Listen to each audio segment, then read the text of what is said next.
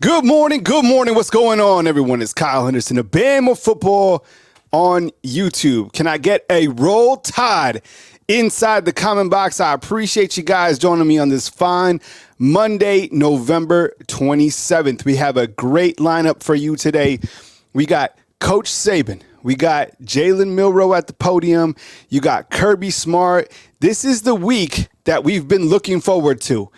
AKA the SEC title is also known as the real national title game, in my opinion. Look, let's go over the college football storylines. I'm going to take you guys' calls. We're going to have a good time right here on Bama Football on YouTube. So when we look at the storylines of college football this past week, you have Georgia 31, Georgia Tech 23. Milton ran for 156, 2 touchdowns. Georgia riding a 29-game winning streak, going into the SEC title against the Alabama Crimson Tide. The Ohio State Buckeyes, who were ranked number 2 on the season, fell to Michigan 24-20. Ryan Day now 1-3 versus the Michigan Wolverines. The Michigan Wolverine 30-24. The play of JJ McCarthy was pretty impressive. He threw some nice tight window passes. Blake Corum ran for 88 yards and 2 touchdowns. Florida State survives Florida 24-15 in the swamp. Rodemaker, who is the backup quarterback, 134 yards passing. Their running back Benson had 95 yards and 3 touchdowns. Washington survives once again against Washington State 24-21. Kicked a last-second field goal to beat Washington State. Oregon defeats Oregon State 31-7. Bo Nix has been on fire this season. Later on in this season, 367 yards with 2 touchdowns. Then you have Texas Tech 57, Texas Tech. And then everybody knows what happened on Saturday night as the Crimson Tide defeated the Auburn Tigers 27-24. Milroe 259 yards and the 4th and 31. My goodness, where were you when the 4th and 31 happened, right? So I'm going to take your calls today. The call line is open. I appreciate you guys joining me today. And I think, going into this week, there's so much to talk about, right? You have the SEC title game, and I have a couple graphics that I want to kind of run through before I do take your calls. And I think some of this does revolve around the college football playoff talk, right? So when you look to BetMGM, who has updated odds to win the national title for this year's college football championship, you have Michigan, who is plus 190, Georgia at plus 210, Oregon at plus 500, Alabama at plus 800. Those numbers right there, those odds are really, honestly, the best 4 college football teams. Now, how are they going to merge those teams into the playoffs? I guess we're going to have to see here in the next couple of weeks. And then on the right side, you have Texas at plus 900, Washington at plus 1,800, Florida State at plus 2,500, Ohio State at plus 4,000. The interesting thing about this is you have Washington, and these guys are ranked 4 whatever in the AP poll and likely in the college football playoff rankings. They've won their last 2 games by a total of 4 points or something like that. So kind of the back end play. In fact, they are a 9.5-point underdog against Oregon this coming weekend. So if they're so good, why are they a continued underdog in some of these later games? Texas is going to play Oklahoma State. Michigan is going to play Iowa, where they are a 23.5-point favorite in that particular game. And then Georgia opens up as a 4.5-point favorite against the Alabama Crimson Tide. Florida State is a 3.5-point favorite against Louisville. Which of those teams do you think is going to go down in the conference championship weekend? And again, Ohio State at the bottom right of your screen will not play in a conference title game because Ohio State and Michigan are on the same side of the Big Ten. This is an interesting graphic. I put up this today, so check this out. This is the record versus current college football playoff top 25 teams, okay? So the teams that are only ranked in the top 25 as of today. And the updated rankings will be released on Tuesday. So not when Colorado was ranked number 19, because everybody knows that Colorado was a pretender. So these are based off the teams as of today, which I think teams should be ranked off as of today. So current playoff teams and the records versus top 25 teams. So you have Alabama, and this is alpha order. This isn't in any sort of ranking. Alabama at the top, 3-1 against top 25 teams in the playoff rankings. Beat Ole Miss, LSU, Tennessee, lost to Texas. Florida State 1-0, beat number 14 LSU way back in week 1. Georgia 3-0 on the season, beat Ole Miss, Tennessee, and Missouri. Michigan 2-0, beat Penn State and Ohio State. Ohio State 2-1, beat Penn State, Notre Dame, and lost to Michigan. Oregon is 1-1, beat Oregon State and lost to Washington. Texas is 1-1, beat Alabama, lost to Oklahoma. And the interesting thing about Texas, they beat Alabama in Tuscaloosa and they lost to Oklahoma on a neutral site setting. Washington 2-0 beat Oregon and Oregon State. So I think that's an interesting graphic, and what that tells me is, like, how are these teams doing against top 25 current teams? And I think sometimes when we look to these rankings, we get so caught up in how did they do overall in the season against top 25 teams that weren't really top 25 teams. I mean, can you say really that, I keep using Colorado as a reference point, because if we're going to go back and count Alabama's loss against Texas, then we have to count, how everybody thought that Colorado was a true top 25 team, when everybody knows how teams transform throughout the season, right? So it's important to look at and to rank, most importantly, how the teams are playing towards this back end of the season. And clearly this top 8, the one thing that they all have in common is they continue to win outside of Ohio State, which was one of those top 8 teams to win. So I have a couple questions that I have before I will take your guys' calls. Here's a look at Alabama's kind of the overall, and these are some of the show topics that we will talk about today. But I have a graphic that I wanted to ask you guys about, and has kind of to do with the questions going into the playoff rankings, because when you look to these current playoff rankings, and here's a look to kind of the college football playoff race, you have Georgia, who's 12-0 and play Alabama at the bottom. Number 2, Ohio State, and these are based off the last rankings, how these teams are doing. But I do have some questions about the rankings in the top 8, and I will get to the resumes here in a second. But I want to see, most importantly, where is the committee going to rank a team like Ohio State, right? Because I think when you have Ohio State, and these are my playoff ranking related questions going into this week, right? So who's the best undefeated? Georgia, Michigan, Washington, or Florida State? Who's the best one-loss team? Bama, Ohio State, Texas, Oregon. And as you can see, one of my biggest questions is number 5, is Florida State a playoff type team without Jordan Travis? And then number 6 as well, where does the committee rank Ohio State? And I'm wondering if, since Ohio State just lost to number 3 Michigan, is that going to hurt them? I'm kind of curious to get your opinions today. But with that said, I appreciate you guys joining me. Welcome to the show. I appreciate you guys joining me. And let's definitely go to the call-in line. So 202, I appreciate you being patient. Let's get it started. Hey, hello, you're on the line with Kyle Henderson. Who am I on the line with, and where are you calling in from?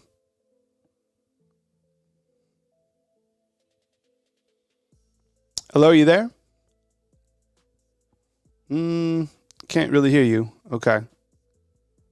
I put you back in the call queue, so let's see if we can get you on here in a few minutes. All right, Mike in Austin.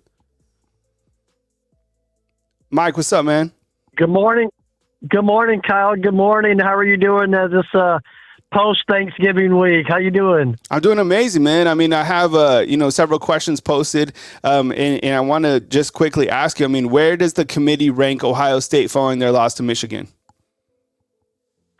I say they rank them the same place the coaches poll and the AP poll has ranked them.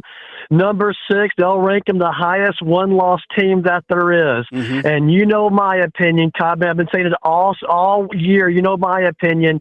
The Big Ten is privileged. They're overrated, and Michigan is nothing but a bunch of posers. Mm-hmm. That's my opinion. But and like I've been saying, they already had 2 spots reserved for the Big Ten, no matter what. And this is just more proof of it. From this point, I would not doubt to see Washington lose, possibly another Florida State possibly lose, or somebody like that, mm-hmm. and then Ohio State get in there as a number 4 team. Mm-hmm. I would not doubt to see that.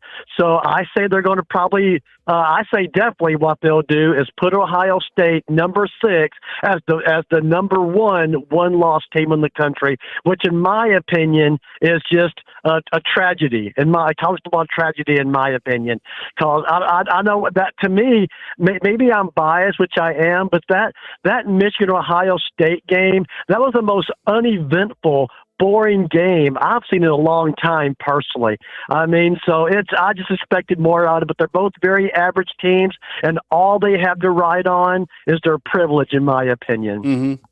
On with Mike and Austin. Hey, Mike, so walk us through kind of where you were during the 4th and 31 and your thoughts on how Alabama finished out against Auburn. I mean, it was simply electric. People are going to remember that game for, the rest of eternity. And, kind of walk us through your 4th and 31 moment. Will do, man. Kyle, really, that's one of the many good memories I have with Alabama football.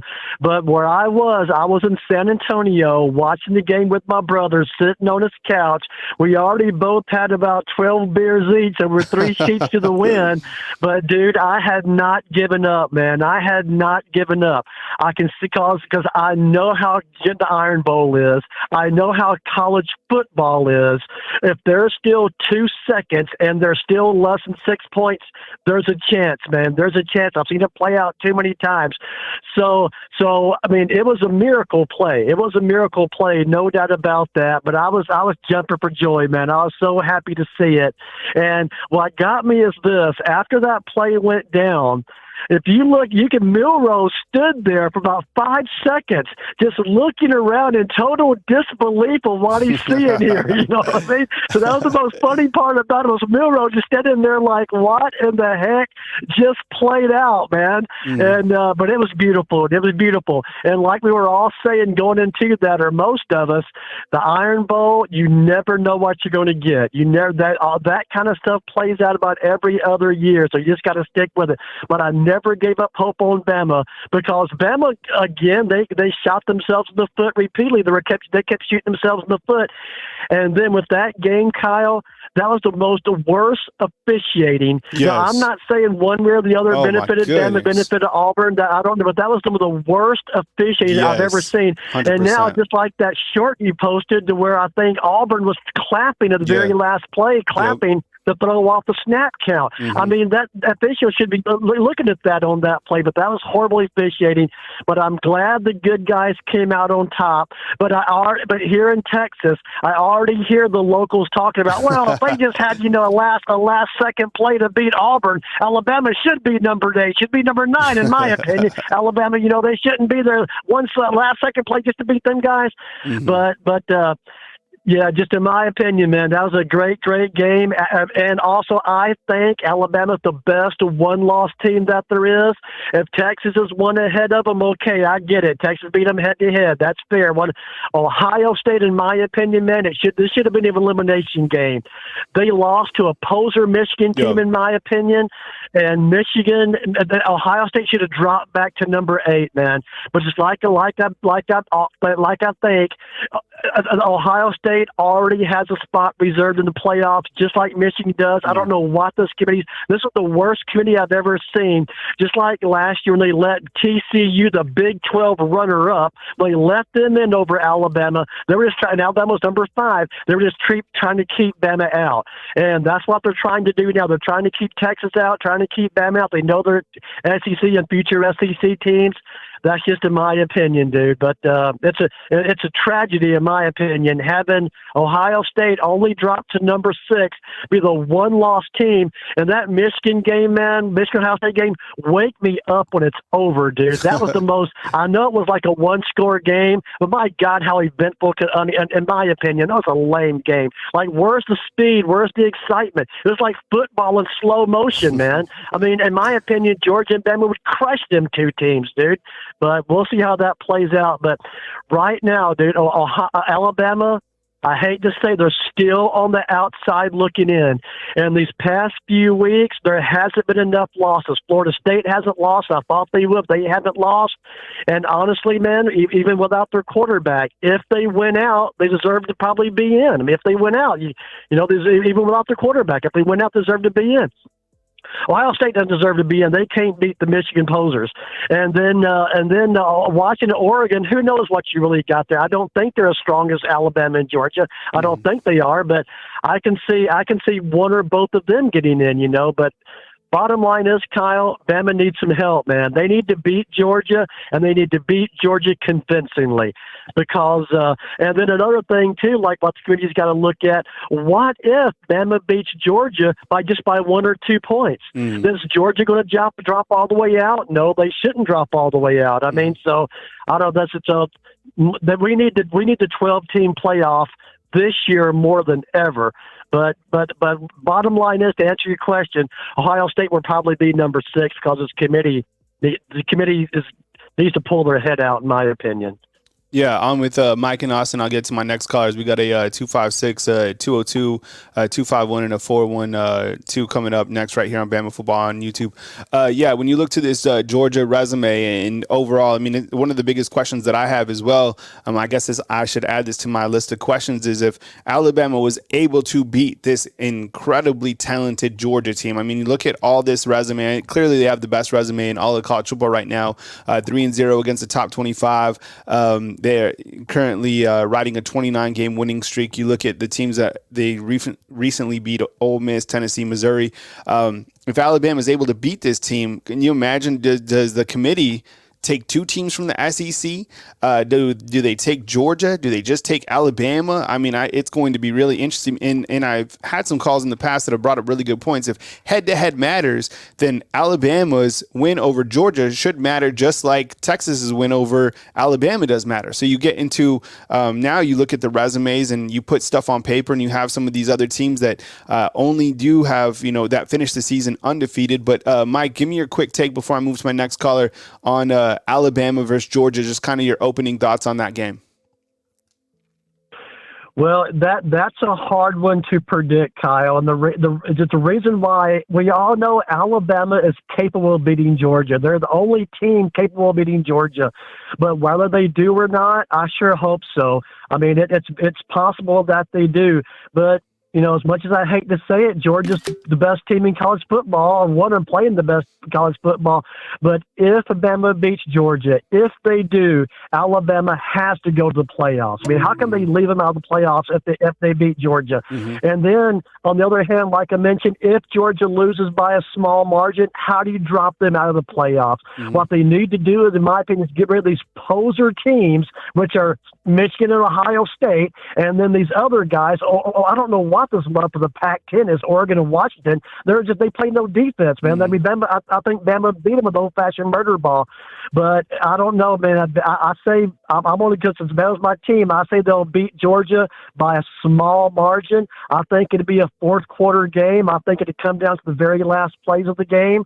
But I think I'll say Bama's going to beat them like 25-23. That's going to be my prediction. 25-23. And when that happens, and if that happens, 25-23, I got to go with Bama, man, because Bama's the only team that's capable of beating Georgia, the only team capable of beating Georgia. But all right, Kyle, hey, man, enjoy your show. Have a great day, and I'll talk to you again later in the week. All right, man. See you, Mike. All right, take it easy. That was Mike out in Austin. 202, hang tight. I'm going to you next. We'll try to get you back on. I know we couldn't get you the first time. All right, so here's a look at the Florida State Seminoles overall resume. I'll put up some resumes throughout the show. Florida State riding a 12-game win streak, 12-0. Obviously, overall 8-0 in ACC play. The thing about the ACC play, and this is the question I have. Okay, so you have Louisville, who's about to play in the ACC title game against Florida State. So Florida State is a 3.5-point favorite against Louisville. Who did Louisville just lose to? Kentucky. Who did Kentucky lose to? Who did they get crushed by this season? Georgia. And who else? By Alabama. So like the ACC to me is just not a conference that deserves to have a seat at the playoff table. They are 1-0 against current top 25 teams. And look, this is not the same team without Jordan Travis, 1,000,000%. Yeah, can they beat a Florida team at the Swamp? Great job. You beat a North Alabama? Great job. So going up against Louisville, I mean, who knows? If this team finishes 13-0, I still don't believe that they have a resume to get into the title game. But we're talking, college football, and we're also talking, this coming week against the SEC title. So I take your calls, and I appreciate you guys being here. Let's get your 202. Let's try to get you in. Hey, you're on the line with Kyle Henderson. Who am I on the line with, and where are you calling in from? Yeah, I don't know what's up with your phone, man. Sorry, I couldn't get you. I can't hear you. All right, 256, you're up next. Hey, thanks for joining. You're online with Kyle Henderson. Who am I online with and where are you calling in from? It is Daryl from Huntsville. What's up, Daryl? I appreciate you joining, man. Welcome to the show. Take it away. Yes, sir. A momentous weekend. Yep. We saw the Crimson Thunderbolt in that game. And I've been saying for the last 10 years, I cry every time I see them. The worst officials my goodness, in college football is the SEC officials. It's no doubt. Mm-hmm. I want to know, did you see the play when after they scored the touchdown, after Bama scored, and they had the ball at the 2-yard line when he got back in the end zone. Yep. And he fumbled. Mm-hmm. The offensive lineman, grabbed the Alabama lineman who was going to pick the ball up and recover for a touchdown. He grabbed his leg and tripped him up, and the referee stood right there and didn't throw the flag. This is just horrible. I mean, look, it's horrible. Like Mike was saying on the last call, the illegal snap, which was a great question about the later part of the game. I mean, absolutely, that was an illegal call from Auburn, and that impacted the game significantly, right? Because that's what put Alabama in such the hole. So there was a lot of calls, even against Alabama too, like that face mask that they missed at the beginning. So I mean, the calls were absolutely atrocious, and one of the biggest ones too was the Jermaine Burton. He literally caught that. Like, what part of his cleat was out of bounds? Well, I guess in Auburn, that's out of bounds in Auburn. Yeah. Because, see, again, Auburn is just like Auburn has dirty tricks. Now, I know some people going to get mad at that, but let me refresh your memory. Do you remember 2015 when Henry was up for the Heisman Trophy? Uh-huh. They cut the grass down to the quick. The grass was so slick that the referees were falling, the running backs were falling. It was horrible. Come on, man. Yeah. They did that on purpose. And and then again, the fact that on the kickoff, now you got an Auburn player that runs in and smacks the Alabama player and grabs him by the face mask, and not one flag. Yeah, no call. Mm-hmm. I mean, it's horrible. I mean, it's just sad, and I hope the officials are not a factor in this Georgia game. Mm-hmm. I hope, because there's a big hope. What's your take on as we start to look to this Georgia game, and I'm sure you've watched Georgia play a couple of times. I mean, it was interesting listening to Kirby Smart's SEC teleconference yesterday. He said that he hasn't really seen a lot of Alabama. I don't necessarily know if that's true. I'm not buying that, right? Like, with Georgia, he knows what Alabama has 100%. I mean, he didn't even really comment on Jalen Milroe, and I just thought that was interesting. But as we look to Georgia and this team, and we all know, how well they're playing, that 29-game winning streak and what they're doing, what's your thoughts on Alabama and Georgia, not even in terms of like playoff implications, but just how the teams match up and, kind of early keys to the game or things that, stand out to you when you look to Alabama versus Georgia? Well, my early keys to the game is the fact that you got to stop Georgia's running game. If you don't stop their running game, you don't have a chance, because they do execute very well. They execute their offense very well, mm-hmm. and they run a lot of rubs and picks and a lot of double routes. So you got to go in there. You got to make sure that you shut this running game. You can't allow 4 or 5 yards to carry on first down. You got to tackle. Georgia's a great tackling team. I watched them against Tennessee, and they didn't miss a tackle. Mm-hmm. They made Milton look, the quarterback at Tennessee, they made him look just like he was, a has-been. Mm-hmm. When he threw the ball, they hurt us with the whole game, those little 5-yard flares. Mm-hmm. Georgia, it was 2 yards. Mm-hmm. And it's 2nd and 8. We got to keep Georgia in long. We got to make them go against the chains. Mm-hmm. In other words, it got to be 3rd down and 7, 3rd down and 8, 3rd and 9. Mm-hmm. It can't be 3rd and 2, mm-hmm. 3rd and 1, 3rd and 3. Mm-hmm. We got to disrupt their offense. Mm-hmm. We got to affect the quarterback. Don't have to sack him necessarily, but make him get him off his spot, make him nervous, make him see crimson in his dreams. We got to affect him. And the second thing, we got to stop all these blown coverages. Every game we blow coverages. Every game we'll sit there and let a running back slip through after the guy standing there like, are you going to make the tackle? Well, I thought he was going to make the tackle, and the guy's going for 40 yards. We can't afford any of that. The thing about it, you look to this last game, and coming up, I have my 251, a 412. I think I got Demetrius and another 251. The fact that Auburn was able to run for almost 250 yards against Alabama, I think a couple things. Number one, like you said, you got to be able to stop the run, and Alabama has been able to do that the entire season, but I think Hugh Freeze just has a recipe for playing well against Coach Saban. But also, if you look to that game plan, I'm looking how were you able to run the football against this Crimson Tide defense. I think Mississippi State was able to do it. I think Texas A&M was able to do it, but nothing like Auburn was able to do it. Now, I get it. Auburn didn't throw for under 100 yards, and that was part of their game plan was to be able to run the football, which they did.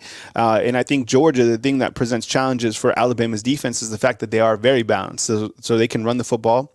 They can pass the football, and the play of the quarterback, Carson Beck, he's playing fantastic. Coach Saban talked about that yesterday. I'm sure he'll talk about that today when he hits the podium at 12 p.m. This is a well-balanced team. Let me ask you, Daryl, when you look to this Georgia team and you look to Kirby Smart, how do you see Kirby Smart? Do you see him as kind of more the villain? Do you see him as kind of a respected coach? I mean, and I ask that because he has completely separated himself from anything that really happened at Alabama. And I get it. He's building his own brand of what he's done. I mean, do you think this is the next great coach of college football? I would probably say yes. Because what he's done, of course, he is a Saban disciple. He's been with Nick Saban over 10 years. And so, but what I think is kind of hurtful and spiteful, the fact that he tries to ignore Alabama, even the mention of Alabama, of any mention whatsoever. Yes, and I think that's kind of spiteful because again, virtually every coach I know, Bobby Bowden, played at Alabama. Bobby Bowden wanted to be Alabama's next coach because he grew up an Alabama fan. He grew up a Bear Bryant disciple. And so once you have a disciple, you don't ever go ahead and slander the master. And I think he slandered Nick in a lot of ways. I think that's hurtful, and I think it's spiteful, and I think there's nothing wrong with establishing your own brand, and he's done that. He's done that, but you can't deny where did you learn? Where did you get your beginning? Who gave you the opportunity? Where did you learn? How did you learn? How did you learn under? Now, see, I'm gonna say something that might make people mad. I don't consider Nick Saban the greatest coach of all time. Now, why do I say that? Because I grew up watching Bear Bryant, so I consider them 1A and 1B. They're just the same to me. They're the two greatest coaches in the history of college football. So for Kirby to do what he's doing, I mean, even at the SEC media days, he was almost like, Alabama who? Yeah. No, I think we might have. Daryl, you still there? Yeah, I'm here. All right, Daryl.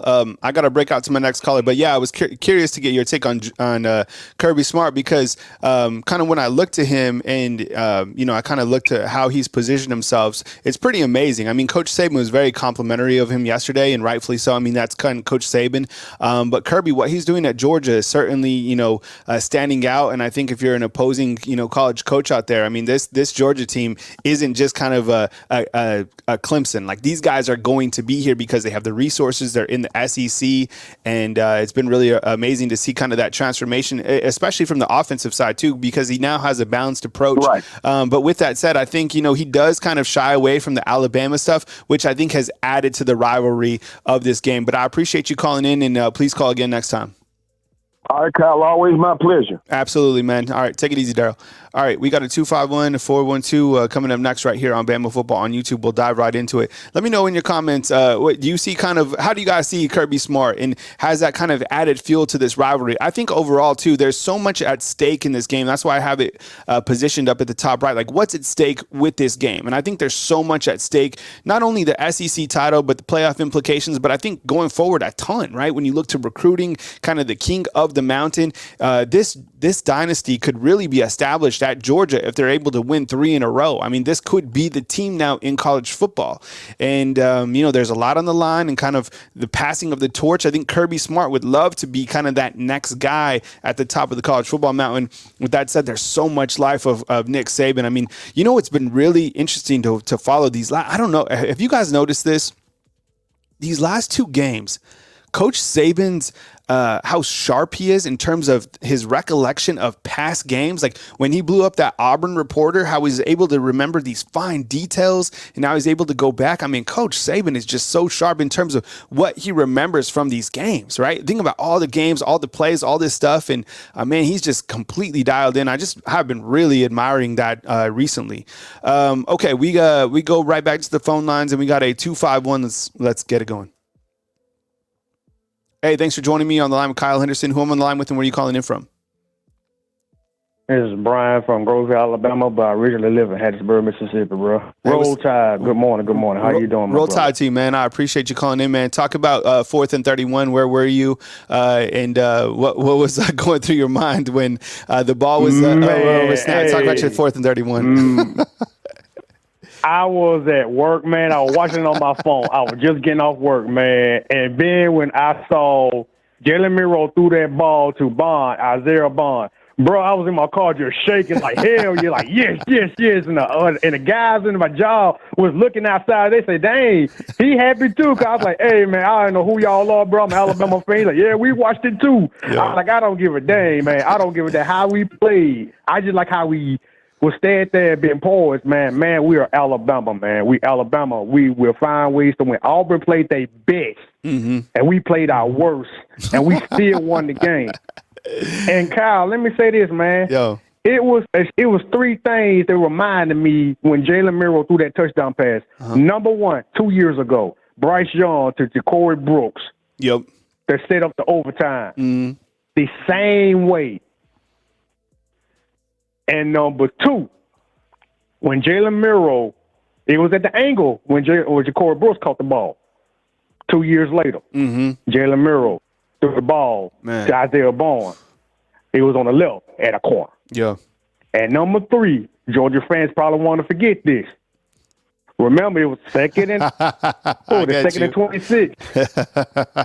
And then tour to Devontae Smith. Same thing. Back Auburn. Now you feel how Georgia feel. Yeah. 4th and 31. A Hail Mary pass. Yeah. Broke Auburn's heart. Now, Auburn, now you know how I feel, how Georgia felt. I saw, I'm sure everybody saw the reaction of, fans, on social media watching the outcome of that game. One of my favorite ones is not only the guy who kind of jumps up and his legs go way up in the air and he's screaming and he's fired up, but I love the one on Twitter too of the UPS delivery man.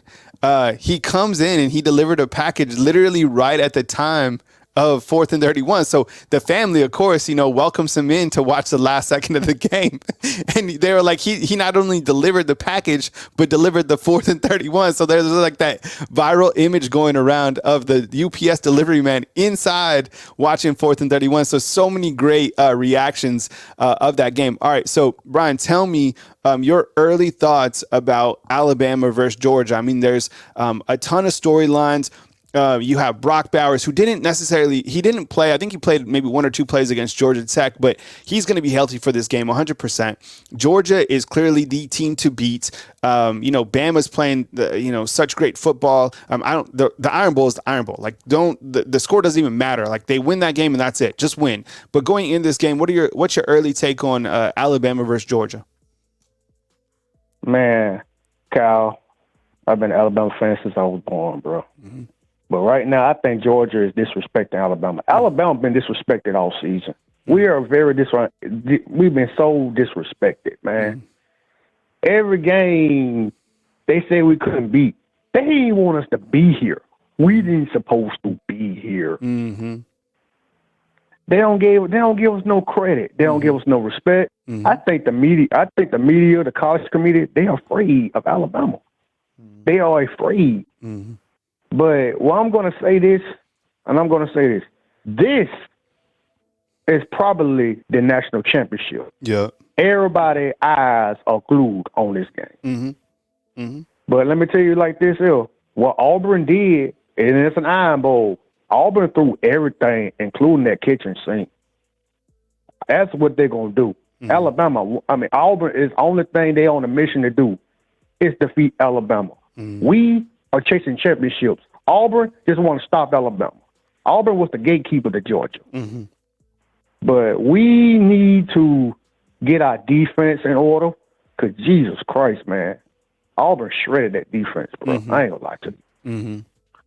And what we need to do, stop Big Brock Bowers. We need to stop the other tight end they keep talking about. The running game Georgia got looking good. We just need to prepare. We just need to prepare. And one thing, we like Georgia. I heard a couple of Georgia fans that I'm cool with, my brothers. They Georgia fans. They said they need this game more than everything. They said the hell with the championships they won. The only thing missing is defeating Nick Saban, defeating us in the SEC championship so they can solidify their dominance. We want our revenge from that national championship game. Yeah. And people don't know, Alabama owns the Georgia Dome and the Mercedes-Benz. Alabama shadow looms in Atlanta. Alabama, since Tebow cried back in 2009, Alabama has not been beaten in an SEC championship. Can we keep that streak alive? It's on the line. It's a lot on the line, man. Whoever wins this game is not losing the playoffs. And one more thing, and back to that Iron Bowl, I got a couple of things I want to say. That catch from Burton, that was a catch. Yeah. They everything did not go Alabama's way. It's just like it was destined for Alabama to lose. I think we played our worst game the whole season, minus the South Florida game and the Texas game. They really they wanted Auburn to beat Alabama. It's something about Alabama the people just don't like. They're afraid. They want this dynasty to die. Everybody's saying Nick Saban needs to retire. Why you want him to retire? Why? Because y'all afraid because we're going to be dominant. If Saban reached 90 years old and he healthy enough to coach, let him coach. It don't matter. So it's Alabama versus the world. It always have been. That game proved what we did. We played in tough games. Look what we did since the Texas defeat. We played hard as hell, man. We beat Ole Miss. They said we couldn't beat Ole Miss. Bam, we beat them. Tennessee, we beat them. Bam, we beat them. Texas A&M, bam, we beat them. And LSU probably got the greatest quarterback in the country. We defeated him. Yeah, and I think you bring up some really good points because never have I covered Alabama football and seen the amount of disrespect or felt that Alabama was really vulnerable to be beaten than this year, right? So I think it's been great for Nick Saban to have that reverse rat poison because every single week, I mean, you're right, like they couldn't do it at Texas A&M, they couldn't do it against LSU, right? Like these were going to be games that they were going to be upset, and I think even going into this game is again like, look, Alabama is the underdog in this game. And like you pointed out, you know, they've been the SEC champ. They've won these type of games. Nick Saban was asked about this on Sunday during his SEC teleconference and said, look, we don't necessarily think about, you know, beating Georgia in those games. The game that I think about is the game that Georgia beat us in the title game. So, you know, look, these teams know what's at stake. And I think the great thing about this season is Alabama has been battle tested. Georgia has played better against, the later part of the season. Their first part of the season was just super easy. And we all know that was a kind of a cupcake type schedule, but they have showed that they are the team that is number one. And I think overall, when you look to their resume, the 3-0 against top 25 and how they've been playing, I think with Alabama, if Alabama is able to beat this team, this certainly gives Alabama such a great shot to make the playoffs. But I got to run to my next call. Thank you very much for calling in. I really appreciate it. Please call again next time. Before I let you go, 100%. Before I let you go, to the Georgia fans who thinking they gonna be an easy cakewalk because we had a fight with Auburn. Auburn gonna fight us no matter what. 100%. Yes. But let me say this: this ain't gonna be easy. I'm gonna say this like I've been saying this for years. Y'all gonna have to kill us to beat us. 100%. And I'm going to leave it at that. Yep. Roll Tide, man. God bless you, my brother. All right, man. Thank you so much. God bless you too, man. Thank you so much. Roll Tide to you. All right, we got a 412-251 and a 601 coming up right next here on Bama Football on YouTube. I appreciate you guys joining. Hit the thumbs up, like, subscribe. We got some great stuff coming your way today on Monday, November 27th. Be sure and look for Coach Saban's press conference at 12 p.m. You got Kirby Smart's press conference. You got Jalen Milroe and a couple of other Alabama players that will be at the podium. So look for those interviews, clean audio, nice uploads right here on Bama Football on YouTube. With that said, we go right back to the phone lines. Keep it rolling. 412. Let's do it. Hey, thank you very much for being patient. Kyle, yeah. Who am I on the line with and where are you calling in from? Kyle, this is Ty calling from Pittsburgh. Hey, thank you very much for being patient. I really appreciate it. Welcome to the show, man. Take it away. Hey, I'm from Alabama. I grew up in Bessemer, a longtime Bama fan, way back in the 1960s when they had Dave Brungard and Johnny Musso at running back. Now, I just want to talk about a couple of things. Alabama is actually a year ahead of schedule. I think Saban was building this team for the first 12-team playoff. Great point. But it caught fire, so now all of a sudden they're part of the championship, mix. Love it. I think the rankings, they'll shake out after this weekend when all the games are done. But Ohio State right now, they should be below Alabama and Texas both because, back in the old days or back when they did things the right way, when you lost a high-stakes game like that, you dropped. And they should have dropped it behind the teams that all won this weekend. But I think there's still some Alabama fatigue going back to last year and a couple of years ago.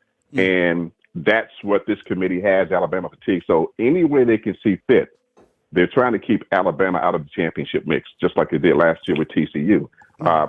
And with that being said, I also think that the referees are somewhat complicit because if you look at the Alabama game this past weekend, first play of the game on the kickoff when there was the face mask penalty that was uncalled, there was also a block in the back. Now, even if they had called the face mask penalty, those two penalties would have nullified each other, in my opinion. I think they would have canceled each other out as fouls on both teams. But CBS, Gary Danielson, they were overzealous in talking about that for who knows how long. Now, you fast forward later on in the first quarter, Isaiah Bond, when Alabama was up 7-0, Isaiah Bond was interfered with in the end zone. He was pulled in the back when he was going for a pass. They didn't call it. Alabama had to settle for a field goal.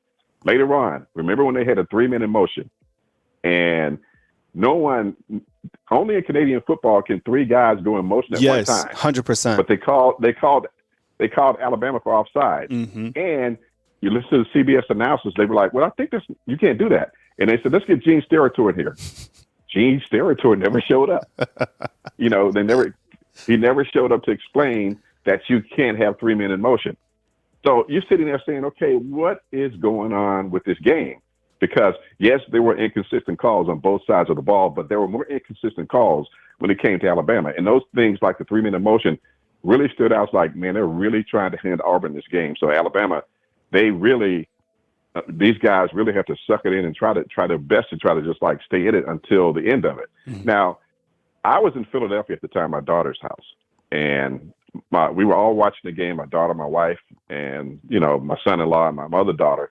And they all thought Alabama was going to lose. But I'm thinking, just like the last caller said, I'm thinking some strange things are going on here because there's something about Alabama when they wear their white uniforms that it's something with them. You go back to 2nd and 26. You go back to 2 years ago with Jordan Hare. You go back to there was a Georgia-Alabama championship game a few years ago when Eddie Lacy was playing. And I remember Alabama was behind in the last drive, and the offense got together on the sideline, and they just like, let's go take this game. And they just steamrolled down the field. Well, when the ball was snapped and it went 18 yards back and Milroe picked it up and he fell, I'm thinking to myself, this is eerily similar to 2nd and 26. I just thought that to myself because everybody else in my household was saying, well, the game's over now. And I'm thinking, well, maybe this is over. And I got to suck it up, and with Alabama not having a shot. And I know the SEC, I know football is going to be mad that Alabama and Georgia is not as high stakes as it could be. But that thought I had in my mind was like, this guy is going to somehow pull this game out. And then it happened. And, as opposed to what I did in 1986 when Van Tiffin kicked the field goal when I was living in Boston at the time, I jumped up and actually cut my hand on a light when he made the field goal. This time I was just actually calm about it because I'm so used to Alabama being able to pull games out in the final analysis that, I was just totally calm, but still in shock. And the funny thing about all the memes going around, my daughters, who are not necessarily big-time football fans, but they know I've always been an Alabama fan, they were just like sitting there laughing at the images on the screen of the Auburn fans swaying back and forth, crying. So that itself I thought was that was very telling. And the thing about watching, so I tried to absorb as much as I could after the game, like the post-game shows. And I'm even watching Chris Doreen and Benjamin Watts on the SEC Network. And I am sick of the shade that they always throw because even Benjamin Watson, he's a former tight end. Chris Doreen's a former wide receiver. They both said, well, Isaiah Bond did push off at the end. I'm like, why are you guys even trying to say he pushed off when it was hand fighting going on the whole time? Yeah. So it's like the Alabama shade and the Alabama fatigue is for real. Now, when you get to the Georgia game, Kyle, I think there's some big factors here. First of all, the reason Kirby Smart doesn't acknowledge Alabama, in my opinion, is because if you want to build your own legacy, you can't really address the Alabama situation or Nick Saban all the time because he's trying to build his own legacy. So I think in part that's why he shuns Alabama at this point. And he's gotten a guy. Georgia is Alabama East because what's the strength and conditioning guy? He's at Georgia. He's been there for a number of years, and he's Scott Cochran. And he's doing the same things with the Georgia players as he did with Alabama. But there's something about being the original that you can't duplicate. And there's a quiet confidence that Nick Saban exudes that Kirby Smart doesn't have, and he'll probably never have because he comes off as a little high strung, and I'm not saying he's disingenuous. I'm not saying that, but I just think that he's trying to build his own legacy and do it his own way in his own style. So you really can't talk about the guy who got you there. You almost have to ignore it. Like, okay, I did this on my own. So that's what he's trying to build. 3 in a row would be unprecedented. I don't think they'll get there. But I do think that if he does get there, it still doesn't top what Alabama and Nick Saban has done, winning 6 championships, 7 all time with the one at LSU. I don't think that tops that but the unfortunate thing is people who have short memories and they only think about what's happening right now. Because what he hasn't done is what Nick has done, what no other coach has done, in my opinion. How many head coaches, lose coordinators almost every year, and they keep on rolling, winning 10, 11 games per year. Look what happened to Dabo Swinney. We lost Jeff Lebby. When he lost, what's the guy's name at Oklahoma? Brent Venables. He lost Brent Venables. He hasn't been the same since he lost his defensive coordinator. He lost Tony Elliott to Virginia. The offense hasn't been the same. He got the players, but it hasn't been the same. Nick Saban has replaced coordinators. Yes, he's had hit and misses, but even though he's had hit and misses, he's always in the mix of the championship at the end of the season. That hasn't happened at Georgia yet, except Dan Lanning. He did leave. Dan Lanning left, but that was early on in his tenure. But Nick has had this happen almost every other year when someone takes his coaches or they hire his coaches. And he hasn't missed a beat yet. Now, so far as the game is concerned, Kyle, I think I want Alabama to win in a desperate way, but I really think this is a Georgia team that can beat this Alabama team because at inopportune times, some things crop up. Like I didn't expect them to get run on the way they did this week against Auburn. Although Auburn used a lot of traps and misdirections, and I think a running quarterback always gives Alabama trouble for whatever reason. That's always been their Achilles heel. I just think they have the X factor that can trump Alabama. The X factor being you got to find a way to stop those tight ends. Mm-hmm. And Brock Bowers is almost unstoppable if you allow him to take over the game. So with that being said, if Alabama can get off the field, if they can stop making mistakes in terms of penalties, and if the referees will let them play, I'm not saying let the player on both sides play. I'm saying if they let Alabama play, Mm-hmm. then I think it's an even game. The X factor is Brock Bowers and, in my opinion, the referees. If that doesn't, if they let them play, Alabama has a more than fighting chance to win this game. You know, I do think that the college football world wants to see Georgia win this game. I don't think they want to have that Alabama headache. But in my opinion, if Alabama wins this game, there is no way you keep them out of the college playoff, because if you beat number one, how can you not be at least number 3 or number 4? 100%. If not number 2. 100%. So that's my take on the Carolina. And I really think that Alabama's going to bring its A game. I think a lot of people have been surprised, as I have been, by Jalen Milroe. I did think in spring training, I thought that Ty Simpson was the best option, although to me at the time, and even still now, he still doesn't have exactly a college body yet. He still needs to put some weight on and do some strength training. But in terms of passing, in terms of running the Alabama offense, I think he has everything what it takes. But what Jalen Milroe has become, and I talked to my son who lives in Boston, he thinks Jalen Milroe is Michael Vick 2.0, basically, in a sense. And that guy, make no mistake about it, he is a quarterback. He is not some running back playing quarterback. That guy is a quarterback. And I think if they continue to build around him and they continue to build the offensive line, because they still haven't, the offensive line is gelled, but they're not what they're going to be in the future. And they're going to be scary in 2012. And see, here's the thing I think about Alabama in closing. I think that I always thought to myself, okay, 4 teams, when they went to a 14 playoff system, I'm like, well, we'll always be in there because there's no way Alabama's not going to be top 4. But then here comes the committee with all these, different, things you have to do to be considered top 4. Now I'm thinking, how are you going to keep Alabama out of top 12? I mean, maybe with Texas and Oklahoma coming to the SEC, that might be a way to do it. But I still think it's going to be difficult to keep Alabama out of top 12 year in and year out, as long as Nick Saban's the coach and whomever else comes after him. So that's my take, Kyle. I mean, I look forward to a good game. I do think I give Georgia the edge. I think the 4-point spread is correct. And if Alabama doesn't beat Alabama, Alabama wins. Well, I appreciate the call. Thank you so much. Please call again next time. I appreciate the call from Pittsburgh by way of Alabama. Really good context. I agree with some of your points. I'm going to talk about them, one of them when I get off the line. But again, have a great week. I'll be on Monday through Friday at 9 a.m. So if you want to call back later in the week, I'd appreciate it. All right, man. Take care. All right. Take it easy.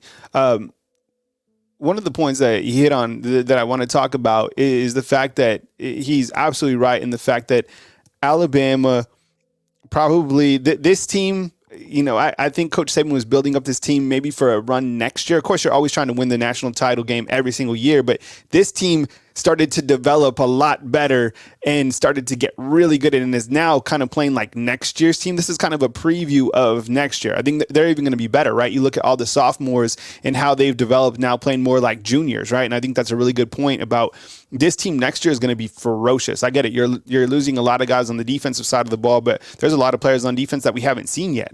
There's 2 freshmen, particularly Keon Keeley and Yanzi Pierre. Can you imagine when those guys get their first taste of action, following Chris Paroswell and Dallas Turner, along with some other guys that I think are going to really step up next year. I mean, we don't necessarily know, the status of some of these guys, if they're going to leave or not. In fact, the only seniors that have to leave, I think, are Will Reichard and Darian Dalcourt. So a lot of these seniors that are on the roster right now have that COVID year. So a lot of guys could come back based on their draft grade. And even a guy like Jermaine Burton. Did you know Jermaine Burton, if he wanted to, he could come back? He has a COVID year. So think about next year's team. Talk about absolutely loaded. Kyle Henderson of Bama Football on YouTube. I really appreciate you guys. Hit the thumbs up, like, subscribe. Thank you very much for being here. I really appreciate the calls and catching up, talking college football with you guys each and every day, Monday through Friday at 9 a.m. We will go to Demetrius right now out in North Carolina. Hey, Demetrius, I appreciate you calling in, man. Let's get to it. I got, a few minutes on the show. You guys hang tight because we got a 251, a 608, 864. I'm going to try to get you guys in before I bounce out to the university to set up my gear. So what I do every single Monday is I do my show and I pack up all my gear and then I head to the university to get ready for Coach Saban, which is at 12 p.m. So Demetrius, hit on a couple points about Alabama and Auburn, and then your early take on Alabama and Georgia. And I really appreciate you calling in this morning. Go ahead, Demetrius. Hey, how you doing this morning, Kyle? Roll Tide. I'm hit on the point. But go back to check the comment section on the Hugh Freeze. I'm ticked off. I left a comment in there that Hugh Freeze dropped that New Mexico State game on purpose. Simple fact, because he wanted to beat the Alabama game up for recruiting purposes and to build his resume up like I can hang with Nick Saban. End of discussion. I keep saying it over and over again. Georgia, Ohio State, Michigan, they don't get every team best game. Mm-hmm. We get every team best game week in, week out. End of discussion. As far as Kirby Smart, hey, I still got some a bad taste in my mouth about him stealing the recruit, taking pictures of the recruiting board, going around showing it to recruits, saying, well, this is what Nick Saban think of you, and he handpicked a couple of recruits. Mm-hmm. It ain't like he came in like Nick Saban on a mediocre at best Alabama team and built them up. Georgia was already a 10-win team every year. I mean, what I mean, he's an arrogant little. I ain't gonna say that word, but he's, come on, you got to give somebody some respect or putting you in a position. It wasn't like you were gonna get the Georgia job anyway. Mm-hmm. But back to the game, it went. I'm kind of disappointed, but that's to expect out of the Auburn game because going up against Hugh Freeze, we have so far the defense. It's the offense have notoriously let us down by keep lingering around, stall drive after stall drive, not putting points on the board. Look, mm-hmm. I mean, I don't know if this team caught it yet. Cannot do that. Mm-hmm. Everybody's gunning for you. Mm-hmm. And as far as I'm a land my plane. As far as this SEC championship, it depends. Like Coach said yesterday, it depends on which Jalen gonna show up. Mm-hmm. If Peyton Manning show up, Georgia gonna beat us. If the Jalen Hurts that played that when Tua got hurt in the SEC championship game that gave Georgia all they didn't have no answer for show up, we blow them out by 21 points. Mm-hmm. And you can say I don't care what it is, what team. When Alabama get out of Alabama's way, we can beat the best team on their best day by 3 scores. Mm-hmm. Easy. Mm-hmm. It just is what it is. Mm-hmm. That's what kind of coach we have. That's what kind of culture we done created. And that's all I got to say. I'm called back in this week. I'm letting some other people in. But Roll Tide and Kirby Smart and all the rest of them are frauds. And they ought to give – I'm going to say this and I'm going to hang up. All these coaches need to give Nick Saban at least 50% of their salary because they wouldn't be getting paid this much if it weren't for Nick Saban. And look how – I done totaled it up. It's been close to over $150 million that's been paid out in buyouts of coaches' contracts, all because they can't beat Nick Saban in Alabama. Mm-hmm. Roll Tide, and y'all have a good one. I'm gonna listen to the rest of it on the YouTube right here. All right, Demetrius. All right, Roll Tide to you, man. Be safe on the road, man. We appreciate you calling in. Demetrius out from North Carolina. Who knows where he's at? He's driving all across the country, bringing in the goods probably that we're all ordering from Amazon. So we appreciate you, Demetrius. And we got a 251-601-864. Try to get to you guys before I dip out real quick. So when you guys call in, let's make the points and let's move on so we can get some callers in on the back end of the show. 251, let's get it. Hey, thanks for calling in. You're on the line with Kyle Henderson. Who am I on the line with and where are you calling in from? Hey, man, it's Robert from Mobile again. Hey, what's up, Robert? I appreciate you calling in, man. Welcome to the show. Hey, regarding Georgia, I hope Alabama feels and they play it feel disrespect factor. Mm-hmm. And that's unfortunately it takes that to get them motivated, but there's a legit reason to feel that way. The media's going to make you feel disrespect if nobody else. So, Nick Saban, let them watch everything ESPN and everybody else is saying how bad you are and how you can't win all week long. Going back to the game, people tend to forget Georgia struggled the exact same way Alabama did. They allowed 219 yards rushing on them, exact same way Alabama did. The only difference was that they had that same score. Auburn just had a few more points. So same results. So, you know, if anybody, and I know Kirby Smart didn't take any stock in what happened. He's smarter than that. But for those Georgia fans who are, watch your own game and show me the difference. The only difference is it didn't take a miracle play at the end. All right. Yeah, you didn't have that going for you. But you also didn't have 2 touchdowns taken away for penalties. You also didn't have a referee to saying your man was out when he was in. So, yeah, a lot of stuff. You'd have any of the crap Alabama had to deal with. And we still managed to win the game. Still, you know, everybody's calling it the grave digger. So I guess that plays the grave digger because that's what they say to play. That's what they say. That's what they say it is. And the man who caught the ball, that's what he says it is. I'd like fourth and forever, but if the man said to caught the ball, called the grave digger, it plays the grave digger. It shouldn't have been 4th and 31 to begin with. And Nick Saban on his show last night pointed it out as well. He admitted, hey, Milroe made a bad call by not running when he had an open field. He said he probably got to the 5-yard line if you run. So hopefully that the indecisiveness on his running will end in the next against Georgia. Use all your skills you got. I mean, we have the ability, use it. Let's not see you with open field and not take it again. We rewatched that. It was kind of disturbing, all that open field he didn't take, and so hopefully that's out of his mind. But the pass, goodness gracious, there is no quarterback in the history of football that could have thrown a better pass than that. And period. There's no quarterback in the history of football that could have lasered that in better than Milroe did. So, I mean, he shouldn't have come to that, but it was a beautiful thing to see. All right, man. All right, Robert, before you go, man, please call in again when we have more time to discuss more events revolving Alabama and Georgia, because I want to get your take on this SEC title game. You're one of our top callers, man. So please, if you got time later on this week, man, please call in again. I appreciate it. All right, we got a 601. We'll just jump right into it. Yeah, I appreciate you calling in. You're on the line with Kyle Henderson, who I'm on the line with, and where are you calling in from? I'm on the college, Jay from Pensacola. Hey, what's up, Jay? I appreciate you calling in, man. Hope all is well, man. Let's get right to it, man. Where were you on 4th and 31, man? Walk us through it. Yeah, I'm in Virginia. I'm in Richmond, and I'm standing up in my truck. I'm yelling. I'm like, ain't no bleep way, ain't no way this is gonna happen. And then my wife, she doesn't watch football at all, but she called me and asked me about it, and I was like, and she said it was so intense. She said, see, that's why I don't watch football, cause my heart done got bad. I said, I agree, my heart bad too. I'm seeing her beating on my TV. I'm beating on my. I said, ain't no way. I said, it's down to the last minute. I said, we got to get this. If we don't get this, it doesn't matter. If we lose this, it don't matter if we beat Georgia or not, because we're not getting in. But we did it. I was pissed.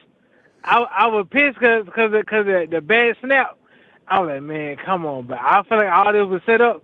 I want to say, I feel like there's some Indian graveyard that Jordan Howard digged up under, because ain't no way. Every time we go down there, we play with confidence in every game. Besides this game, we was off the whole game. Well, we was off, and I'm like, what are you doing? Not tackling. Trez Marshall is just leaving gaps open. It was a lot, and I just feel like it was some voodoo shit going on. I'm sorry, voodoo stuff going on. And it was a lot of crazy stuff going on. But with the Georgia game, SEC championship, if Alabama can do the 3 Ps, practice, preparation, and prepare, if they can do that, I feel like we got that game won in the bag. I also feel like how last time it was in there, how people everybody and their mama picked Georgia to win the SEC championship when we played them. Everybody did. And you know what? And I loved it. I be loving it, because every time they do that, we prove everybody wrong. And then they go and say, "Oh, we was wrong about Alabama." Yeah, we know that. But I was watching the Paul Pom Pom and the other dude, and it was saying the same thing. And Josh Pate said the same thing. He said the Alabama team that play Auburn is not going to be the same Alabama team that play Georgia, and the same Georgia team that play Georgia Tech is not going to be the same team that play Alabama. So it all depends on how we can execute every play right. And I mean, hell, we can even let Bowers run wild if we want to, as long as we do our job and on the offense, and we get our stops, we can win this. But that's how I call it to you, Kyle, and I'll talk to you later on in the week. All right, man. All right, take it easy, Demetrius. Thank you so much for calling in, bro. All right, that was I'm sorry, that was Jay in Pensacola. My bad, Jay. We got let's see. I'm gonna try to squeeze this one in at 864. Hey, thanks for being patient. You're on the line with Kyle Henderson. Who am I on the line with, and where are you calling in from? Brent from South Carolina. Hey, Brent, what's up, man? I appreciate you calling in this morning. You know what? I have to tell you, when people call in from different parts of the country, I love South Carolina. I had the opportunity to go to Hilton Head, and I love to play golf in the springtime, of course, in the summertime. And I was able to go out there, played some really nice golf courses in Hilton Head. And then I was actually able to drive down to Savannah, Georgia. And I'd never been to Savannah before, so it was really cool. I heard that I think it's Greenville is really cool that I definitely want to check out. So, yeah, I think it's beautiful. And then, of course, Charleston, my goodness. I mean, I think Charleston is just amazing. But anyways, I appreciate you calling in, man. Welcome to the show. Take it away. All right, on that Auburn game, oh my God, I was on pins and needles the whole time, man. It was that 4th and 31, man. Oh my God, I saw Milroe hop a couple of times, and then when I saw that helmet cut to the right, I was like, he found somebody. Yeah. And luckily, it was Isaiah Bond, right? Yep. But I was so hyped from that play, I missed the ending of the game. They said he stepped out of bounds and all that. I missed all that. Well, I was thinking about 2 points so 2 points on the ending of that game, right? Because the thing about it was, how many people do you think turned off the TV after the bad snap or like walked away?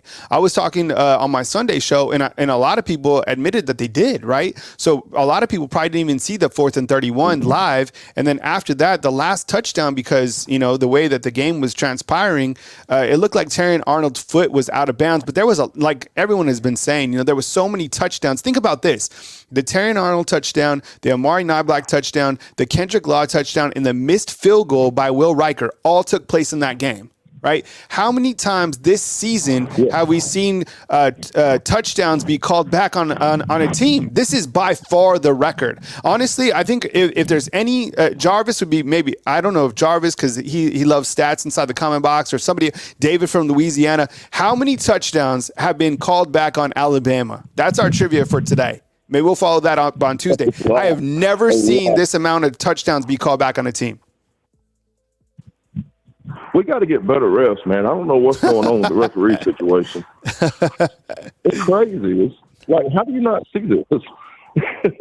Man. But on to the SEC championship, I still have bad blood from Indianapolis. I'm still thinking about Indianapolis, and I want them to crush Georgia. Yeah. What's your early take on Alabama, Georgia? Like, when you just kind of think of themes of the games, is there more to stopping Brock Bowers? Is it Kirby Smart? Is it the three-peat that Georgia's trying for? What's on your mind when you look to this game? Revenge is on my mind. Yeah, because like I said, I'm still thinking about Indianapolis when they got us to that championship a couple of years ago. Mm-hmm. But all the Georgia fans around this part of South Carolina, they're so egotistical, and I just want to drop them down a peg. Mm-hmm. Do you think that, and I've been asking everybody this, so does a win, you got to beat them, but does a win get Alabama into the playoffs? If you beat the number one team that's riding a 29-game winning streak, I mean, does that get Alabama into the playoffs, or does that keep Georgia in the playoffs? Because I haven't even checked the All-State playoff predictor, but last week it said that even if Georgia didn't win the SEC title, they still have a 76% chance to get in. I need to look at the numbers after this, but who gets in after the SEC title game? If Alabama beats Georgia, do not see any way that Georgia gets so many one-loss teams this year. Mm-hmm. Yeah. If you take down the number one team in the country, you have to push them forward. In my mind, that's what I say. Mm-hmm. Yeah. So, I mean, it's going to be a toss-up. Mm-hmm. I guess the committee's going to have to flip a quarter on that one, but I hope it comes to our way. But yeah, I think. I mean, when you look to the when you look to the before you go, let me show you guys the one-loss teams because I think this is a good graphic to look at. I think what I did was I put together the current teams and how they have fared against top 25 teams, and I think it's worth looking at because when you look to this particular graphic right here, and these are alpha order. I didn't insert it. Listed by any particular team. And by the way, thanks for the super chat. PK205 says the one thing that Kirby will do that Saban refuses to do is play zone. And then appreciate the super chat. And then Marcel is saying, I wouldn't overreact with the win for Auburn. It was a rivalry game, 100%. I mean, who knows about that? And I said going into that game, who knows? It's just throw out the records, especially at Jordan Hare, it's crazy. But here are the teams that they have fared against top 25 teams. Yeah, 100%. You're going to get. We always get every team best. 1,000,000%. 1,000,000%. So Alabama 3-1 against top 25 teams, as you can see on the graphic. Florida State 1-0, Georgia 3-0, Michigan 2-0, Ohio State 2-1, Oregon 1-1, Texas 1-1, Washington 2-0. Before you go, is this Florida State team the same team without Jordan Travis? I think the simple answer is no. But I mean, Florida State on the verge of being 13-0. Give me your final take on a team like Florida State outside of Alabama. Georgia, I would just be curious to hear your take on Florida State. Without Travis, I don't think they go forward. I mean, you really can't because all that man's accolades is on him, not their quarterback now. Mm-hmm. Yeah. And I just don't think they could beat none of those top four teams. Mm-hmm. Yeah, I don't either. 100%. It's got to be competition in the game. Yep, and you got last year's national championship was trash. Mm-hmm. Yeah, and you have to put the best teams as of today inside the playoffs. But anyways, I appreciate you calling in from South Carolina. Please call again. I'll be on live Monday through Friday every day at 9 a.m. So I really appreciate you calling in, and thank you for your support. Yes, sir. Roll Tide, baby. Roll Tide to you, man. All right, take it easy. Hey, if I didn't get to you today, try me again on Tuesday, Wednesday, Thursday, Friday. I appreciate you guys. I'm actually headed out to Atlanta. As I told you, got media creds for this game. Didn't get creds for that last game against the Iron Bowl, but it's all good. Still was able to get the content to you guys. I really appreciate your guys' continued support. Hit the thumbs up, like, subscribe. You got the Coaches Show on Monday night that you can check out with Coach Smoot, Coach Sean, and Coach Jarek, and all the coverage back on Bama Football on YouTube. You got Coach Saban's press conference. You got Jalen Milroe. You got Kirby Smart up at the podium as we get you ready for Alabama versus Georgia. Coming to you from beautiful Tuscaloosa, Alabama. My name is Kyle Henderson of Bama Football on YouTube. Hit the thumbs up, like, subscribe. 96,000 strong. I appreciate you guys subscribing to the channel. I will catch you guys soon right here on Bama Football on YouTube. Have a fantastic Monday. See you guys soon.